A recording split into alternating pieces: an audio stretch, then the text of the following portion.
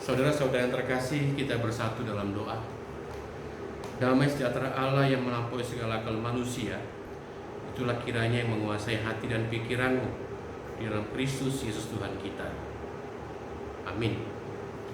Saudara-saudara yang terkasih, Jemaat HKIP Damai Sejahtera Jakarta, firman Tuhan yang kita dengarkan pada minggu kita saat ini, Minggu Palmarum, diambil dari kitab Yohanes pasal ke-12, dari ayat 12 hingga ayat 19. Demikian bunyinya. Keesokan harinya, ketika orang banyak yang datang merayakan pesta mendengar bahwa Yesus sedang di tengah jalan menuju Yerusalem, mereka mengambil daun-daun palem dan pergi menyongsong Dia sambil berseru-seru, "Hosana, diberkatilah Dia yang datang dalam nama Tuhan Raja Israel." Yesus menemukan seekor keledai muda, lalu Ia naik ke atasnya seperti ada tertulis, "Jangan takut, hai putri Sion, lihatlah rajamu datang, duduk di atas seekor anak keledai."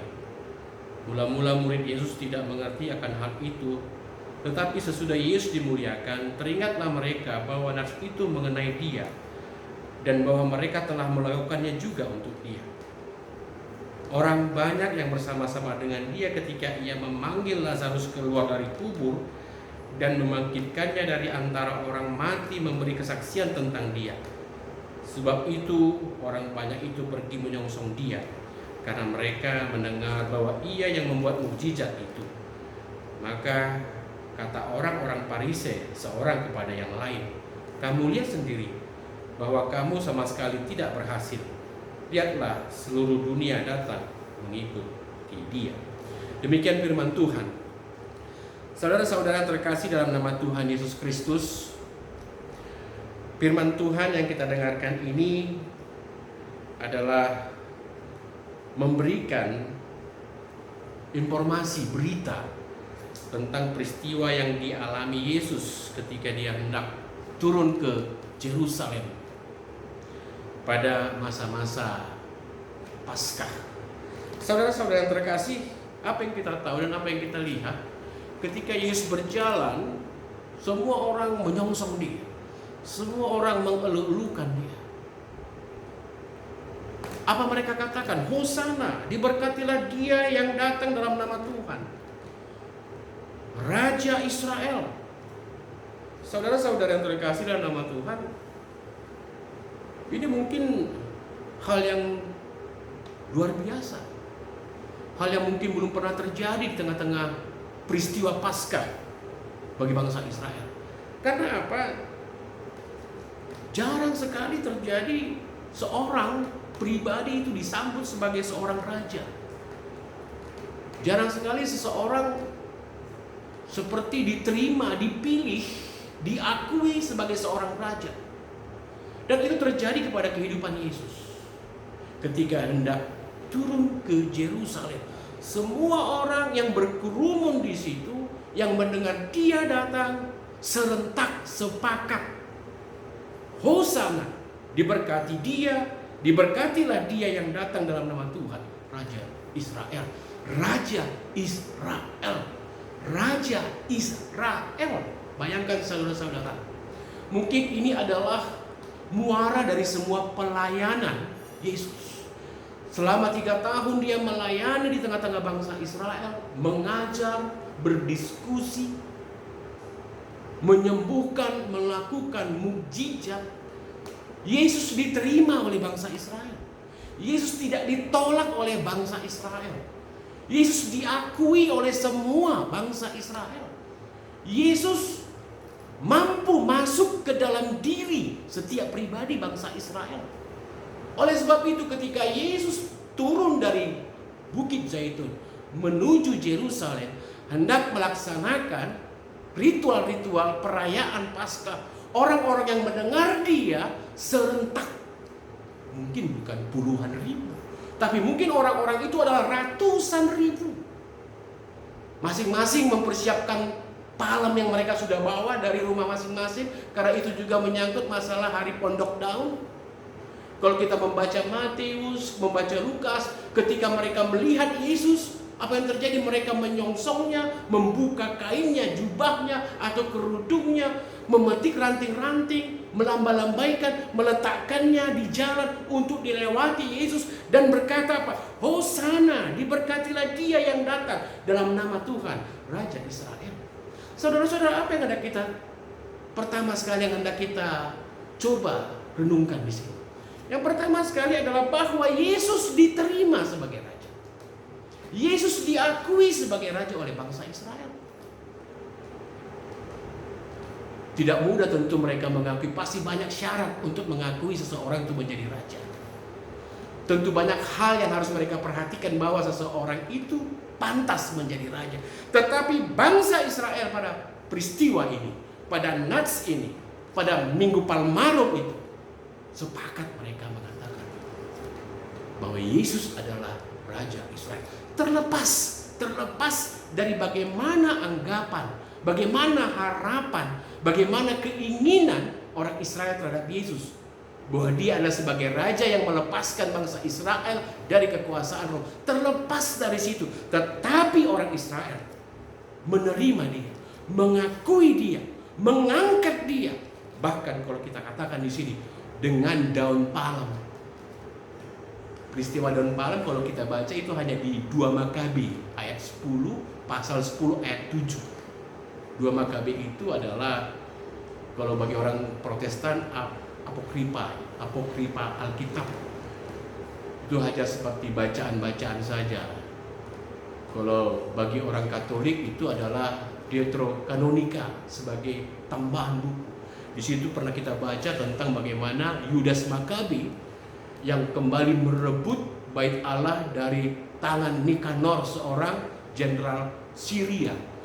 Jenderal itu menghancurkan bait Allah, kemudian Yudas Makabi membebaskannya, memperbaikannya, dan kemudian mentakbiskannya. Di situ orang-orang datang dengan palem. Datanglah yang datang dalam nama Tuhan. Diberkatilah orang yang datang dalam nama Tuhan. Jadi saudara-saudara, bahwa palem itu peristiwa penyambutan seorang pelepas, peristiwa kemenangan, peristiwa kebebasan. Bahkan dikatakan dalam Mazmur 118 bahwa palem itu dilambangkan dengan apa? Penyambutan kepada Mesias. Jadi saudara-saudara terkasih dalam nama Tuhan Yesus Kristus, yang penting kita katakan di sini adalah apa? Bahwa bangsa Israel menerima Yesus. Bukan hanya menerima, bangsa Israel mengakui Yesus. Bangsa Israel menunjuk Yesus sebagai Raja mereka. Terlepas apa harapan bangsa Israel bagi Yesus sebagai Raja yang membebaskan mereka dari penjajahan Rom. Jadi saudara-saudara, ini penting bagi kita agar kita mengerti, agar kita bisa menerima bahwa memang bukan macam-macam, bukan hanya semboyan, bukan bohong, bukan lelucon kalau dikatakan INRI, Yesus Nazarenus Res Judea. Yesus dari Nazaret, Raja Judea. Itu bukan hanya seperti lelucon yang dilakukan oleh Pontius Pilatus kepada Yesus, tetapi itu adalah apa? Bukti bangsa Israel menerima Yesus sebagai Raja bagi mereka. Kalau kita buka kemudian ayat Alkitab di mana tertulis tentang bahwa Yesus sejak awal itu sudah diterima sebagai Raja oleh bangsa Israel. Yang pertama itu tertulis dalam Yohanes 1 pasal 47 sampai 49. Ketika Yesus memanggil Filipus. Apa kata Filipus? Ya Rabi, engkau adalah Raja Israel. Kemudian kalau kita membuka Yohanes 6 ayat 5, kalau kita membuka Yohanes 6 ayat 15, apa dikatakan di sana? Kalau kita buka Yohanes 6 ayat 15, dikatakan di sana karena Yesus tahu bahwa mereka hendak datang dan hendak membawa dia dengan paksa untuk menjadikan dia raja. Untuk menjadikan dia raja, ia menyingkir pula ke gunung seorang diri. Karena Yesus tahu bangsa Israel itu ingin melantiknya jadi raja. Artinya apa? Hati mereka, keinginan mereka memang setuju bahwa Yesus adalah raja bagi bangsa Israel. Terlepas dari apa harapan mereka yang akan diperbuat Yesus, apa harapan mereka terhadap kebebasan mereka dari penjajahan Roma. Kalau kita mungkin melihat kemudian kepada nas Alkitab tentang bagaimana tanggapan-tanggapan atau proses-proses pembicaraan tentang Yesus adalah Raja bagi orang Yahudi, kita baca dalam Yohanes 18 ayat 33 sampai 37. Yohanes 18 ayat 33 sampai 37. Supaya kita mengerti begini, bahwa bukan main-main, bukan lelucon. Kalau dikatakan Yesus Nazarenus res Judea, itu bukan olok-olokan, tetapi itu adalah sebuah proses. Itu adalah sebuah kejadian. Itu ada sebuah realitas yang ditangkap oleh Pilatus dari bangsa Israel sendiri. Kita buka Yohanes 18 ayat 33 sampai 37. Apa dikatakan di sana? Demikian. Maka kembalilah Pilatus ke dalam gedung pengadilan, lalu memanggil Yesus dan bertanya kepadanya, "Engkau inikah raja orang Yahudi? Engkau inikah raja orang Yahudi?" Gak mungkin Pilatus tanya kepada Yesus, "Engkau inikah raja orang Yahudi?" Kalau dia tidak mendengar, kalau dia tidak terima informasi bahwa semua orang itu mengakui Yesus sebagai raja Yahudi. Jawab Yesus, "Apakah engkau katakan hal itu dari hatimu sendiri, atau adakah orang lain yang mengatakannya kepadamu tentang aku?" Apa kata Yesus? "Itu kau katakan dari dirimu sendiri, atau itu kau dengar dari orang lain mengatakan kepadamu?" Wah, bayangkan. Jadi artinya apa? Pilatus telah mendengar dari semua, mungkin intelnya lah, agennya lah, mungkin orang-orang pembawa kabar yang disisipkan di jalan-jalan, atau daripada perwira-perwiranya yang mengatakan apa? Ada satu sosok yang diakui, ada satu sosok yang betul-betul diterima oleh bangsa Israel sebagai rajanya. Siapa? Yesus. Sehingga Pilatus sebagai gubernur, sebagai pemimpin Roma yang ditempatkan di Israel atau di Judea, memanggil Yesus, "Apakah engkau raja Israel?" Apa kata Yesus? "Kau katakan sendiri kah itu, ataukah kau terima informasi dari yang lain?" Baru Pilatus ngomong apa? "Apakah aku seorang Yahudi? Bangsamu sendiri dan imam-imam kepala yang telah menyerahkan engkau kepadaku. Apakah yang telah engkau perbuat?" Apa katanya? "Bukan aku bukan orang Yahudi, kau bukan rajaku, tapi mereka imam-imam ini yang menyerahkan, yang mengatakan bahwa engkau adalah raja. Atau mungkin menurut bangsa imam-imam itu bahwa kau mengakui dirimu sebagai raja." Apa jawab Yesus? "Kerajaanku bukan dari dunia ini. Jika kerajaanku dari dunia ini, pasti hamba-hambaku telah melawan, supaya aku jangan diserahkan kepada orang Yahudi. Akan tetapi kerajaanku bukan dari sini." Maka kembali Pilatus coba lagi menanya Yesus, "Engkau adalah raja Yahudi?" Jawab Yesus, "Engkau mengatakan bahwa aku adalah raja. Untuk itulah aku lahir." Artinya apa? Ketika Pilatus mempertanyakan, "Apakah engkau raja?" Yesus tidak mengatakan, "Aku bukan raja. Aku bukan raja." Yesus tidak menyangkal. Tetapi Yesus mengatakan, "Jika itu kau katakan dari hatimu, atau itu kau dengarkan dari yang lain, itu adalah hal yang harus dipertimbangkan oleh Pilatus." Dan Pilatus berbicara, dan Yesus berbicara kepada Pilatus,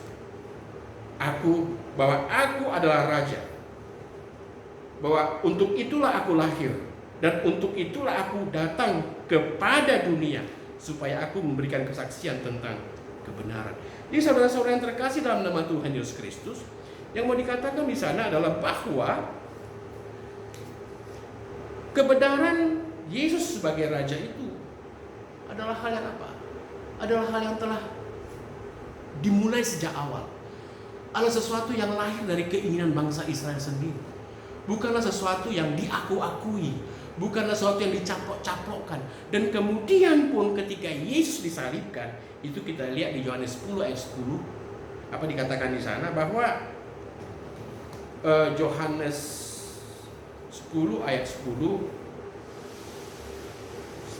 Yohanes 19 ayat 19, kemudian Pilatus menempelkan INRI di atas salib Yesus yang mengatakan, "Yesus Nazarenus res Judea." Itu bukan olok-olok. Atau Anda berpikir itu olok-olok? Atau kita tidak bisa mempercayai bahwa bangsa Israel sendiri yang memilih Yesus sebagai raja bagi mereka. Tapi kalau mungkin kita mempertanyakan lagi, kenapa bangsa Israel yang pada awalnya memilih Yesus menjadi raja, dan kemudian ketika Yesus dibawa ke Pilatus, diadili, dan kemudian mereka langsung mengatakan, berbalik mengatakan, salibkan dia, salibkan dia, salibkan dia. Mengapa begitu cepat perubahan itu terjadi? Saudara-saudara yang terkasih dalam Tuhan Yesus Kristus, ya mungkin itulah yang harus kita sadari. Kita juga seperti itu. Kadang-kadang kita mengatakan, aku orang yang percaya, aku orang yang kuat, tapi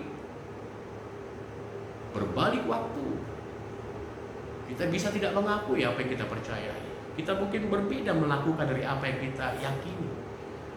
Mungkin kita bisa berbalik dari apa yang telah kita sepakati. Mungkin kita bisa jauh dari apa yang telah kita akui dalam kehidupan kita. Jadi mungkin itu yang terjadi.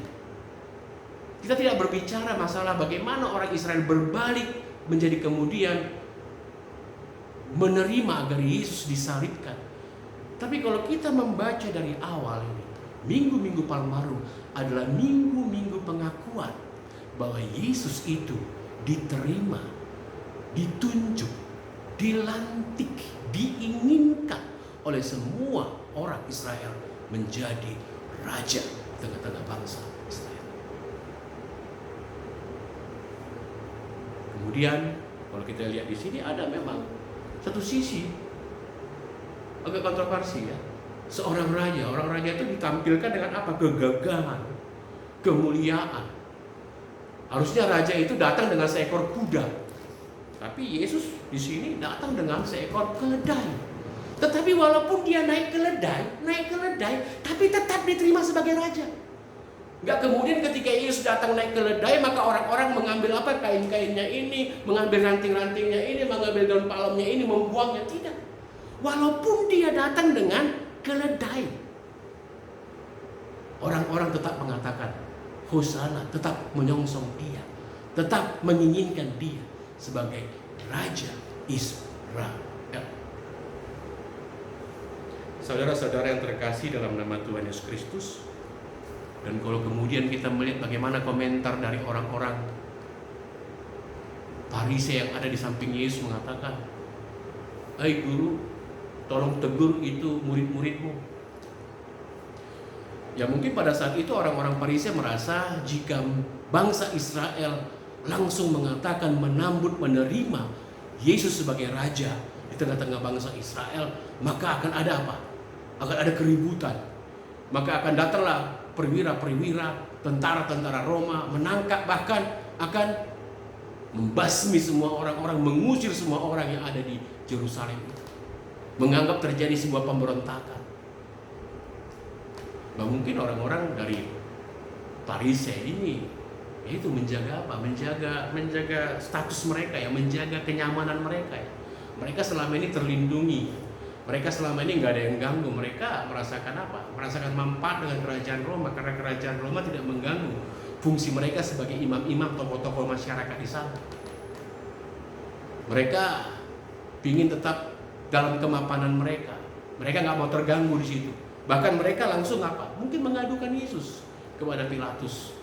Jangan karena ucapan itu Yesus Raja Israel menimbulkan penderitaan yang lebih dalam. Mungkin itu maksud dari orang Farisi. Penderitaan yang lebih dalam bagi orang Israel. Karena apa? Dengan diterimanya, dikatakannya, diinginkannya Yesus sebagai Raja Israel, maka itu menambah beban. Makanya sebelum datang masa-masa yang berat, langsung orang-orang imam-imam Farisi ini pergi ke Pilatus mengadukannya, dan Yesus pun ditangkap. Kadang-kadang begitu ya. Kadang-kadang kita lebih banyak, walaupun kita tahu mungkin bahwa apa yang dialami, atau mungkin Farisi itu mengetahui apa yang dialami oleh orang Yahudi pada peristiwa penjajahan Rom itu sangat menyakitkan, tapi mereka tidak mau mencoba meringankan beban ya, bangsa itu ya. Mereka nyaman-nyaman aja karena tidak ada mengganggu kehidupan mereka ya. Mereka dengan status mereka tidak dirugikan. Begitulah ketika Yesus ditangkap. Jadi saudara-saudara yang terkasih dalam nama Tuhan Yesus Kristus. Jadi apa maksudnya? Apa agenda Yesus sebenarnya? Dia datang dengan apa? Dengan keledai. Dengan keledai. Keledai itu kalau kita baca Zakaria 9 ayat 9 dikatakan tentang apa? Zakaria itu mengatakan bahwa keledai itu melambangkan kelemah lembutan ya. Seorang yang datang dengan keledai itu adalah raja yang penuh dengan kelemah lembutan, yang tidak memamerkan kekuasaan, kekuatan. Memang berbeda. Ya. Raja di dunia ini pasti dilambangkan dengan apa? Dengan kekuasaan, dengan glamor. Kepala negara itu pasti datang dengan mobil mewah. Gak ada naik mobil murah gitu. Kepala negara pasti punya mobil mewah. Kalau di India sana, di Thailand, raja itu punya tunggangannya apa? Gajah, bukan kuda, gajah. Bahkan di cerita-cerita pewayangan kita juga, raja itu, pahlawan-pahlawan itu naik dengan apa? Dengan kereta kuda berapi malah. Bahkan kudanya bukan satu, bahkan beberapa kudanya, bisa 4, bisa 6 ya. Seperti yang kita lihat dekat Monas itu ya. Arjuna itu ke siapa? Naik kuda gitu. Kalau kita pergi mungkin ke luar negeri sana ya begitu juga ya. Bahwa para pahlawan itu, raja itu selalu tunggangannya itu luar biasa hebatnya. Ada yang tunggangannya singa. Gak pernah raja itu tunggangannya itu apa namanya? Keledai, kambing, domba. Mungkin di sini lah. Jadi saudara-saudara yang terkasih dalam nama Tuhan Yesus Kristus, tapi apa? Apa agenda Yesus sebenarnya? Kenapa Yesus tidak menolak dikatakan sebagai raja? Bahwa memang Yesus tidak menolak, karena dia adalah raja, tapi kerajaannya bukan raja seperti yang kita tahu. Kerajaan yang semuanya menuju kepada simbol-simbol kerajaan dunia. Kerajaan Kristus adalah kerajaan yang mengkritik kerajaan dunia.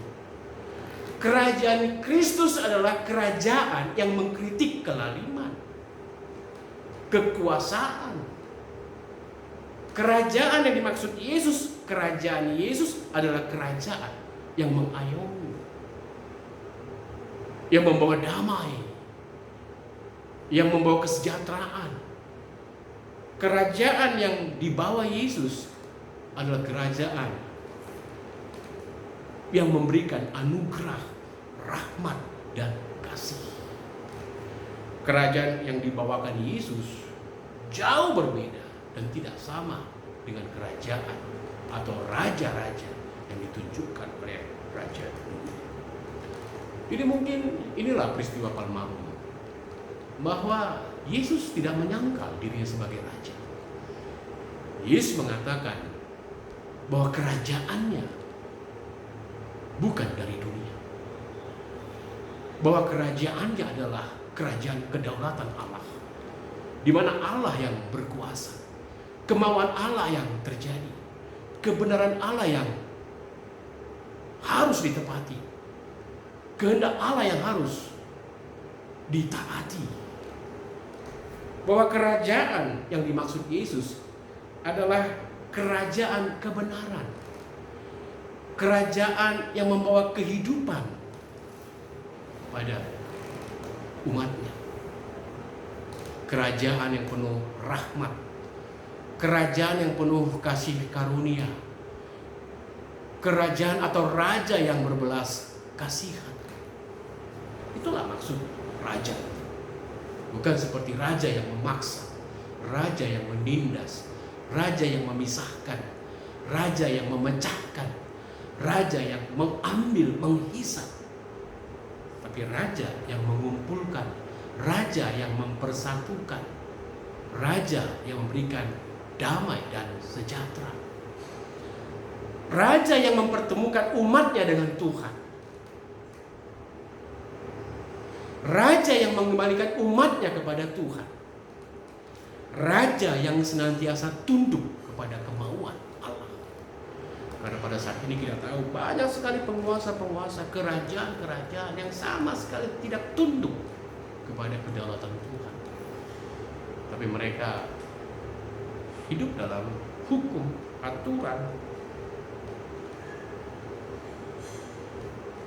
yang mementingkan diri, kuasa itu sendiri, yang mementingkan keuntungan pribadi mereka dan melupakan yang lain. Kristus Yesus adalah Raja yang mau mengorbankan dirinya. Kristus Yesus adalah Raja yang sungguh-sungguh datang menyapa umatnya, yang menjadi sukacita, yang membawa kebahagiaan, kepastian. Pada saat ini, saudara-saudara, kita mengerti, kita mengalami bencana secara global, pandemik COVID-19.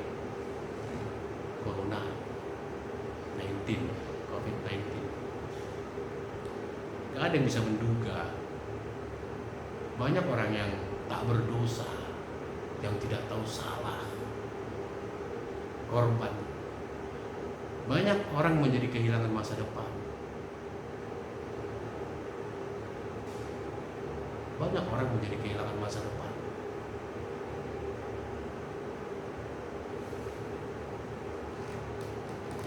Mungkin peristiwa Paskah ini,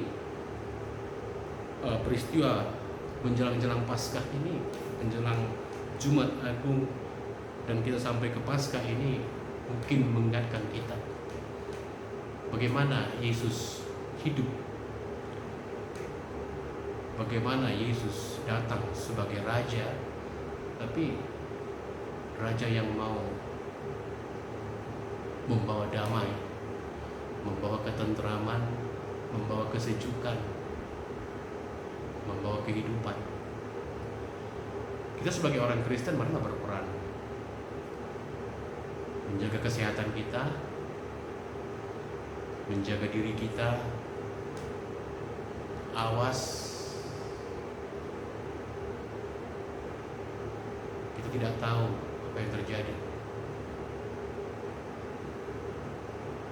Kemarin kita mendengar ada sebuah keluarga,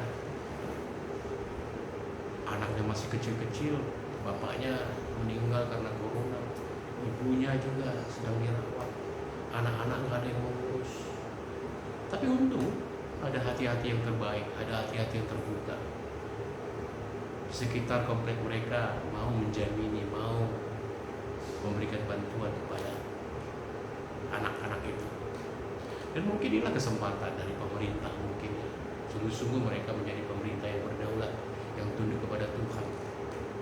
Mereka harus bekerja keras.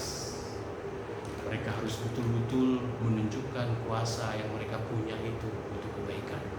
Ini ujian kepada semua penguasa, ujian kepada pemerintah. Apakah mereka sungguh-sungguh orang-orang yang bisa dipercaya, orang-orang yang memang semestinya menjadi pemimpin yang bisa mengayomi. Dan kita juga sebagai orang Kristen, siapapun kita, sebagai pemimpin, sebagai orang-orang yang diberikan Tuhan karunia, diberikan Tuhan kemampuan, diberikan Tuhan berkat-berkat, marilah kita memakai itu untuk kebaikan kita bersama, membuat orang-orang semakin memuliakan Tuhan, membuat orang semakin mengerti apa itu kasih, apa itu berbagi, apa itu berdamai, apa itu bersimpati, apa itu membantu. Mungkin pada saat inilah kita diuji seperti Kristus, karena memang itu yang ditawarkan Kristus. Kristus adalah Raja damai, Raja yang mengampuni, Raja yang mengasihi. Dia bukan milik dunia, kuasanya kuasa Allah, kuasanya kuasa surga. Milikilah kerajaan surga itu, milikilah nuansa surga itu, milikilah hati surga itu, dengan mau terlibat di dalam peristiwa yang kita alami pada saat ini. Kita mau diterima oleh Kristus sebagai umatnya, sebagai orang Kristen. Hendaklah juga kita mau berperilaku, melakukan sesuai dengan kehendak yang diminta oleh Kristus. Jadi saudara-saudara, demikianlah khotbah kita. Palmarum mengingatkan kita pada masa-masa akhir dari pelayanan kehidupan Yesus di dunia ini. Dan pada akhir-akhirnya dalam pelayanannya dia diakui sebagai raja oleh umat Israel. Tetapi Kristus menunjukkan bahwa dia bukanlah seperti harapan Israel, raja dunia yang menunggang kuda, kuasa, tombak, senjata. Tapi dia adalah raja yang kemudian menunjukkan dirinya sebagai gembala, yang menghimpun, menjaga, merawat, menghidupkan, memberikan rahmat. Itulah raja yang ditunjukkan oleh Kristus. Raja yang mengkritisi, raja yang mencoba mencolek, membandingkan kerajaan yang ada, agar mereka mencontoh kepada kerajaan atau Kristus sebagai raja. Kerajaan Allah datang ke dunia, kerajaan Allah turun ke dunia melalui Kristus. Sekarang di rumah kita semua mungkin sebagai orang percaya kita memiliki salib. Salib itu pasti kita tempatkan lebih tinggi dari semua gambar-gambar yang ada di rumah kita. Kita adalah para pengikut Kristus. Kristus adalah raja bagi kita. Dan kita mengetahui apa yang telah dilakukan Kristus bagi kita, yang memberikan damai, sejahtera, membukakan hubungan kita kepada Tuhan, yang menjadi berkat, sukacita bagi kita. Selamat almarhum. Amin, kita berdoa. Kembali kami bersyukur kepadamu Tuhan, karena kami boleh mendengarkan firman-Mu pada saat ini. Ya Tuhan, biarlah kami mengakui Kristus sebagai Raja dalam hati kami. Biarlah kami menerima sungguh-sungguh Kristus adalah Raja bagi hidup kami. Kristus yang empunya kami adalah rakyat-Nya.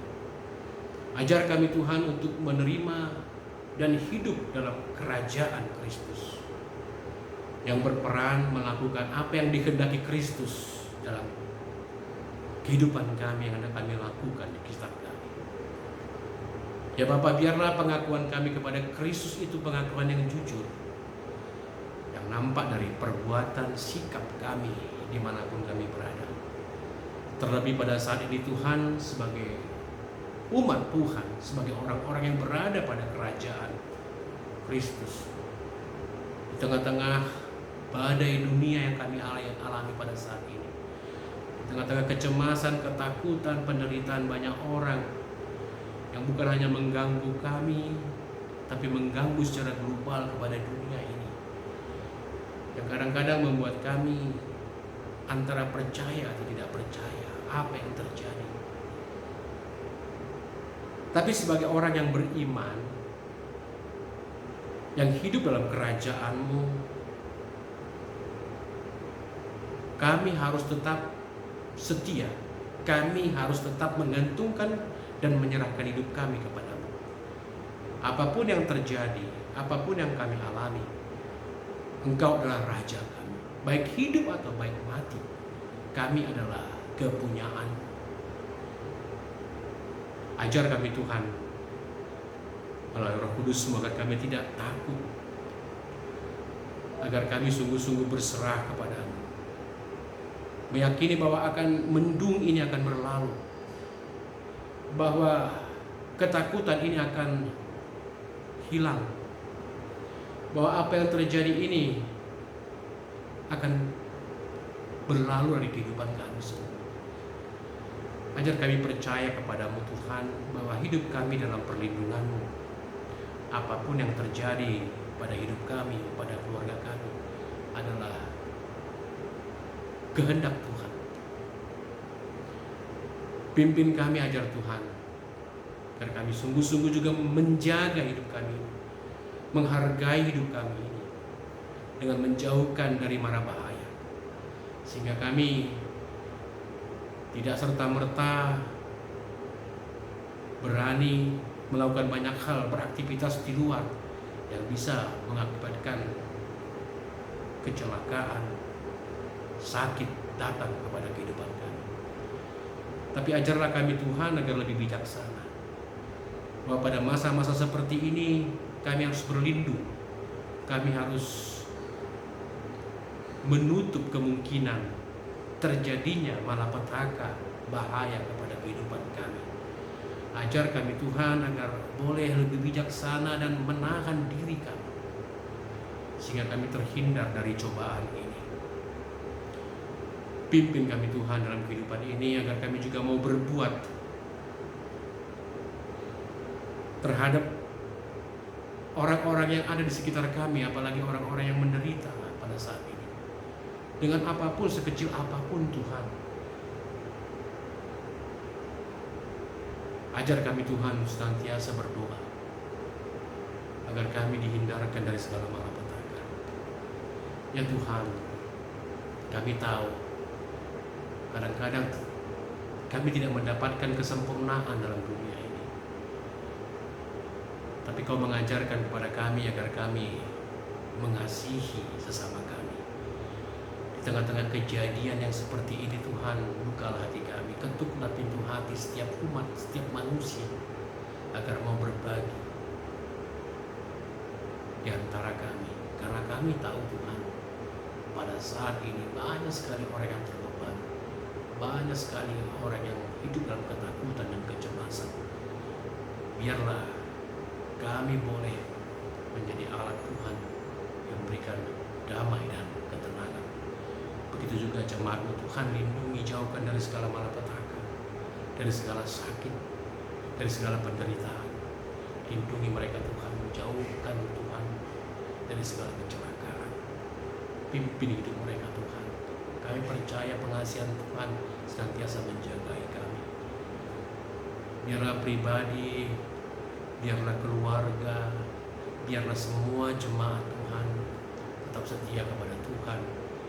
Dalam situasi ini Tuhan, biar tetap kuat menghadapinya, agar kami senantiasa boleh mengharapkan sukacita yang kemudian bisa Kau berikan ke tengah-tengah kehidupan kami. Kepadamu lah kami serahkan kehidupan kami dan masa depan kami. Engkau lah yang memimpin kami. Terima doa kami Bapa, dalam Kristus Yesus Juru Selamat kami.